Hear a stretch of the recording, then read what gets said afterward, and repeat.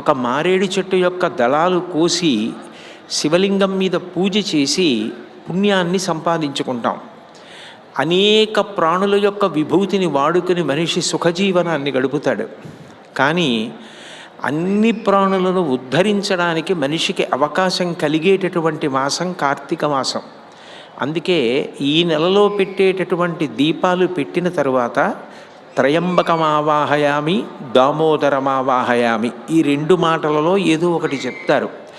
ఈ దీపంలోకి నేను త్రయంబకుణ్ణి ఆవాహన చేస్తున్నాను లేదా దామోదరుణ్ణి ఆవాహన చేస్తున్నానని శివకేశవుల మధ్య ఏ విధమైన భేదాన్ని పాటించకుండా ఇద్దరి రూపంగా ఒక తత్వమే ప్రకాశిస్తోంది అని ఆ దీపం మీదకి ఆవాహన చేసి కీటాపతంగా మశకాశ్చ వృక్షా జలే స్థలే ఏ నివసంతి జీవా దృష్ట్వా ప్రదీపం నచ జన్మభాగిన అంటారు. అనేకమైన పురుగులు ఉంటాయి.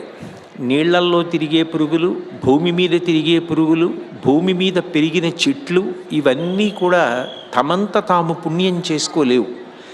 అందుకని ఇప్పుడు నేను పెడుతున్న ఈ దీపపు వెలుగు ఈ ప్రాణులన్నింటి మీద పడిన కారణం చేత అవన్నీ కూడా మోక్షమును పొందుగాక. ఈ దీపంలోకి నేను త్రయంబకుణ్ణి, దామోదరుణ్ణి ఆవాహన చేశాను కాబట్టి భగవంతుని యొక్క తేజస్సు ఆ ప్రాణుల మీద పడిన కారణం చేత ఆ ప్రాణులన్నీ మోక్షం పొందాలని ప్రార్థన చేసి కార్తీక దీపం వెలిగిస్తారు.